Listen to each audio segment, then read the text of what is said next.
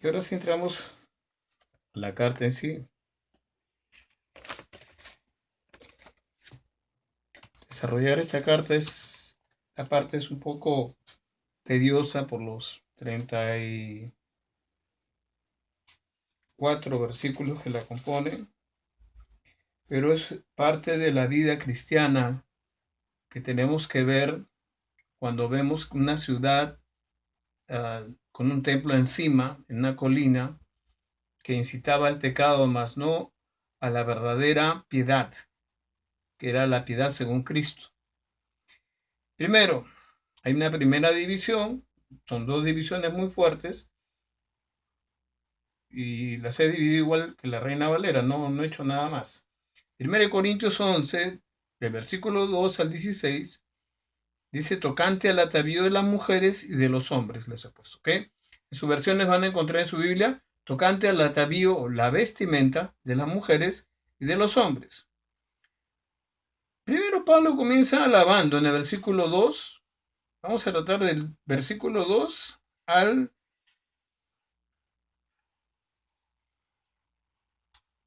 Sí, vamos a ir tratando poco a poco al 5, ¿ok? No puedo leer todo. Dice, Pablo alaba a los corintios por haber detenido o hecho las instrucciones que él les envió. La palabra instrucción acá tiene que ver mucho, es las tradiciones que él había dado que sigan. Dice una versión, todas las versiones dicen instrucciones, pero Pablo los alaba por eso, porque era para su bien, y las pusieron por obra. Lo anterior que le había enseñado lo habían puesto por obra. En el versículo 3 al 16 dice la cuestión del velo para orar, tanto para el hombre como para la mujer. Y aquí sí viene una situación que a nosotros quizás no nos llame ni la atención de por qué, si yo tengo que tener el pelo corto, la mujer el pelo largo. Algunos se rasgarán los vestidos con lo que estoy hablando, pero es lo que Pablo comienza a desarrollar en esta carta. En esta carta comienza a desarrollar un principio que lo vamos a ver al final, porque el texto clave de toda 1 Corintios 11 es el verso 16. Entonces, vamos a ir desarrollándolo poco a poco. Pablo habla 5 puntos. Primero, el orden de la sujeción establecido por Dios. 1 Corintios 3, 11:3, perdón, ¿me dejan leerlo con ustedes? Vamos leyéndolo.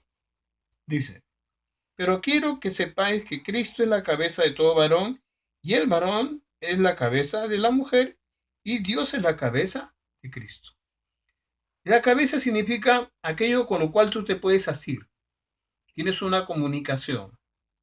¿Ok? Ese es el significado de clima, la palabra que da. Algunos me dicen que lo predique más suavecito, hermana, creo que sé ahí leído en los correos de la iglesia, es lo más suave que puedo predicar. Porque la cabeza era índole de sujeción. Yo me sujeto como varón a Cristo. Y Cristo en los días de su carne, como hombre, humillándose, Filipenses capítulo 2, como hombre, se sujetaba a su Padre, siendo él Dios. Su misterio, es una revelación, así lo quiso. Pero él era también parte de su señorío. ¿Ok? Gracias a Dios que él ascendió a los cielos, Hechos capítulo 1. Entonces, habla aquí de tres sujeciones. Cristo es la cabeza de todo varón, el varón es la cabeza de la mujer y Dios Padre es la cabeza de Cristo. Y si comenzamos a ver la tercera parte, que Dios Padre es la cabeza de Cristo, como lo estoy explicando ahorita, el varón es cabeza de la mujer. ¿Por qué? Porque la mujer tiene que estar sujeta al varón.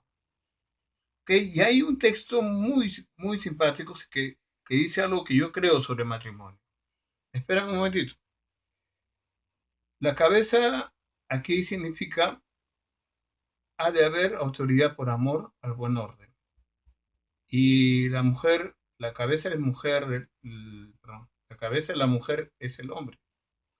Es normal que una mujer obedezca a un hombre, pero una mujer que no debe casarse con un hombre a menos que pueda respetarlo. Por eso le decía, a mí me llama la atención de este gran estudioso que es J. Vernon McGee, y le admiro, tengo todos sus libros. Y cuando uno se da cuenta que estas tres cosas dicen que tiene que ver la cabeza, porque era cuestión de vestimenta.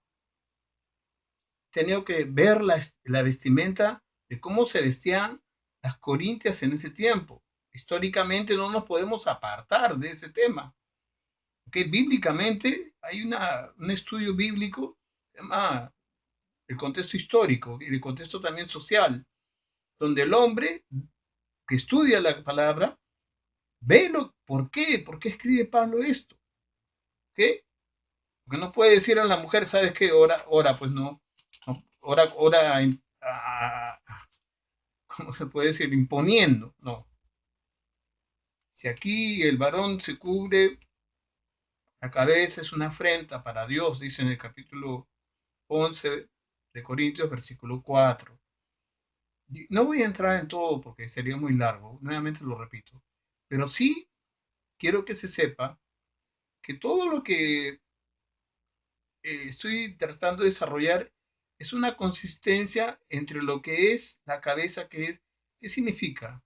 Yo sigo, si obedezco a Cristo, mi esposa me obedece a mí, pero en un lado recíproco, porque ella no tendría a quién, a quién ser cabeza de quién, salvo sus hijos, ¿ok?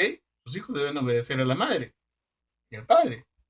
Entonces, cuando tienes una esposa, la esposa viene a ser la parte recíproca de tu cabeza. O sea, mejor dicho, tú entornas un diálogo no contigo mismo, sino con aquella persona que te está acompañando. Y ella también entorna un diálogo contigo. Por eso tú también entornas un diálogo con el Señor. Y Cristo en los días de su carne también hablaba, oraba a su Padre. ¿Ok? Estamos hablando de cosas naturales, de costumbres, como dijera al final Pablo. De costumbres que quizás a nosotros no nos afecte, pero en otras iglesias sí. Ahora, si se usaban el velo o no, si el hombre debía raparse o no, hay una sola excepción en el versículo 6, 1 Corintios 11. La mujer rapada era una hetaira, ya le dije qué significaba una hetaira, una mujer de mala vida, como dice. En el versículo 6 lo vamos a leer. Porque si la mujer no se cubre, que se corte también el cabello, y si es vergonzoso a la mujer cortarse el cabello o raparse, que se cubra. ¿Por qué? ¿Por qué hay esta distinción? ¿Por qué Pablo tiene que poner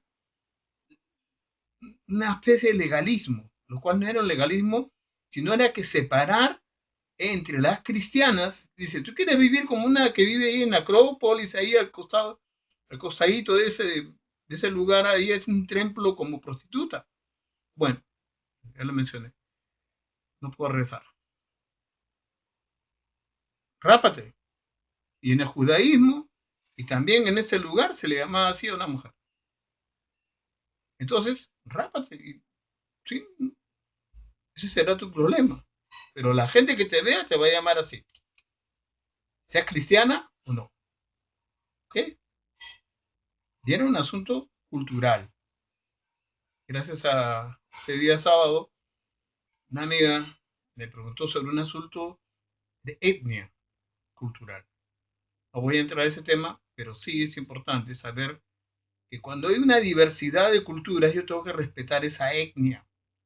Y Pablo venía de la etnia judía y de la etnia gentil también. Era romano. Entonces tenía las dos metidas en su propia mente, en su propia vida, en su propio estudio, en su propio corazón. Y él conocía lo que pensaban los corintios. Entonces, especialmente en el culto, ¿no?